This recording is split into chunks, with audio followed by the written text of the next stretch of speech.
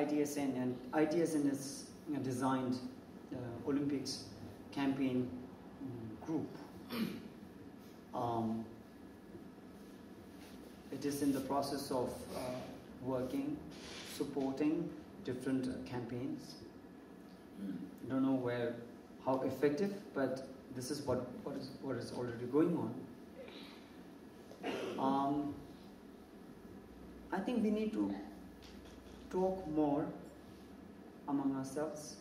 We tend to keep things for ourselves, and sometimes we privatize information.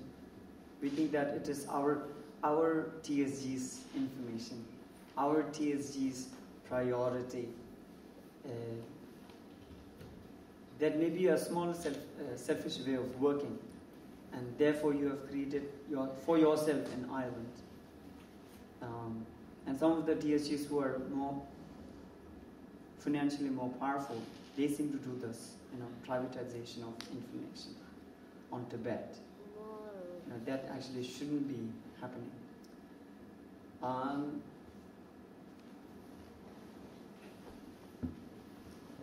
I think for the Olympics, because it's going to be a huge platform, if there can be more communication within the TSGs and the Tibetan organizations, if there can be more discussions, if there can be more free and open brainstorming, then we can actually chalk out something that can happen at a mass scale, with which we can actually challenge the media attention that Olympics itself is drawing. We can challenge that. But if we all do some small things in our own locality, we end up just being a piece of dead fly. So let's see where the wisdom prevails and where we fail. Any other question?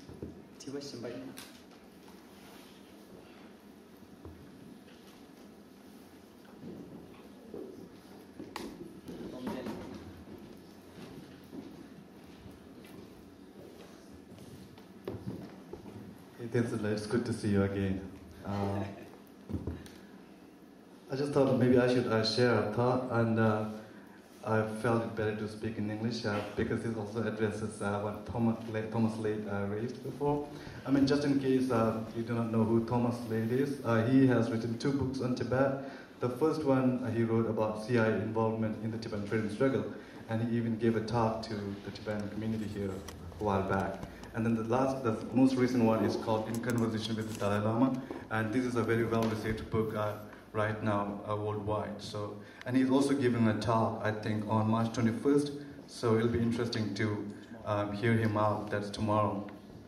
Now about Tenzin Tsundue, I'm just trying to recollect when we last met. That was in the year 2000 when you were coming from Bombay and going to Dharamsala.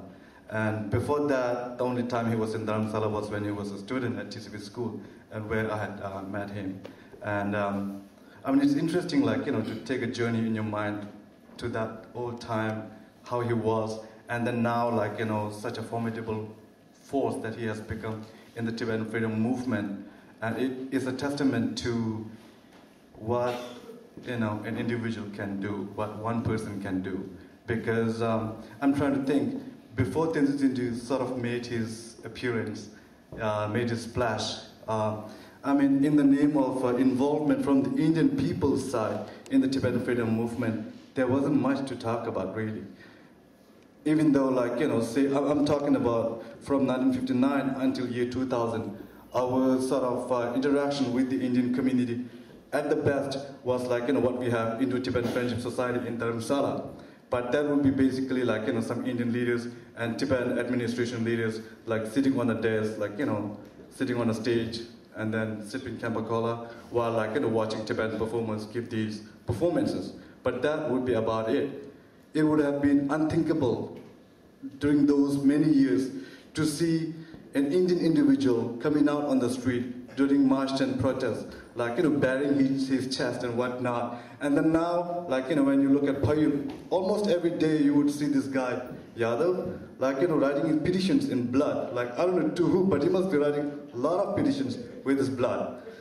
So what I'm trying to say is that it's just really incredible what you have done. Because before that, I mean, interaction with the Indians was like, my dad as a Tibetan seller and like, some Indian Sardarji as Lala in Ludhiana. Or like, auto rickshaw driver and us, right? But there wouldn't be like, that sort of integration in the Indian community's hearts and in their like sensitivity and in their sort of action of what they should be doing for Tibet, on Tibet's behalf. Now that's what I wanted to say, and so Tenzin Tsundue, good job. Like, it's really, you're really inspiring. And through you, I'm sure, like, a lot of youngsters would take a lesson in, like, it's not just what your community is doing, it's what you as a person, just come up with ideas, come up with that dedication. I mean, that level of dedication, I do not know. But maybe like an iota of that level of dedication, fraction of that level of dedication. If you can really stick to it, you can, like, really do wonders.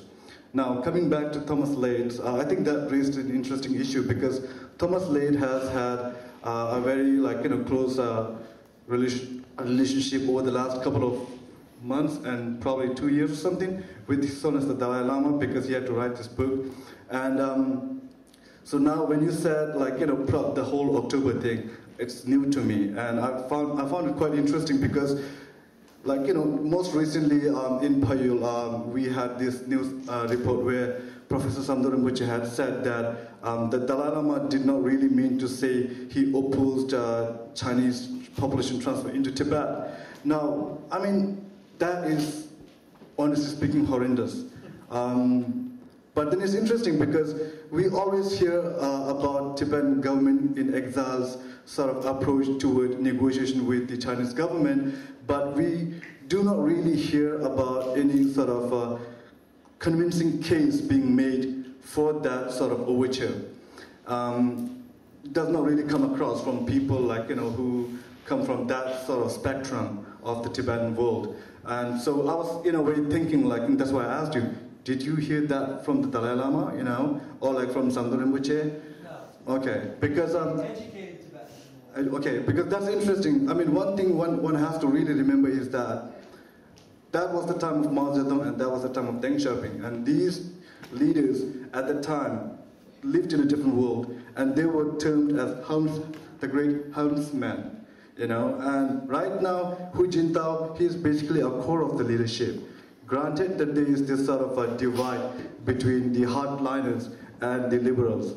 And I mean, even like, I know like a lot of Chinese lawyers, like elitist people in China who really do believe that in 20 years they see China becoming a democratic country. I mean, not democratic as in like, a named democracy, but something moving toward that direction. Because we're seeing like, elections being carried out like in villages and stuff like that. And with the whole like, economic power that China is becoming, I mean, they have to some way find a way or devise a way of marrying the two, like, economic, their progression toward being an economic powerhouse, and then how to like contain people's sort of political angst. But as I said before, like, we are talking about a core of a leadership. Communism is still going to be a communism, right? I mean, we look at India as being the largest democracy in the world, but still it can be pretty fundamentalist as a country. I mean, like, look how Bharatiya Janata Party, the leader party in the biggest democratic country, is so autocratic towards minority like Muslims. I mean, it's given. Towards Christians, it's given. Now, say tomorrow China becomes democratic. We Tibetan people are like, more of an eyesore to them than just as a minority living in your own country. So, I mean, that has been like, sort of raised, but we really need for people from probably my side of the argument to have more convincing kind of argument than that.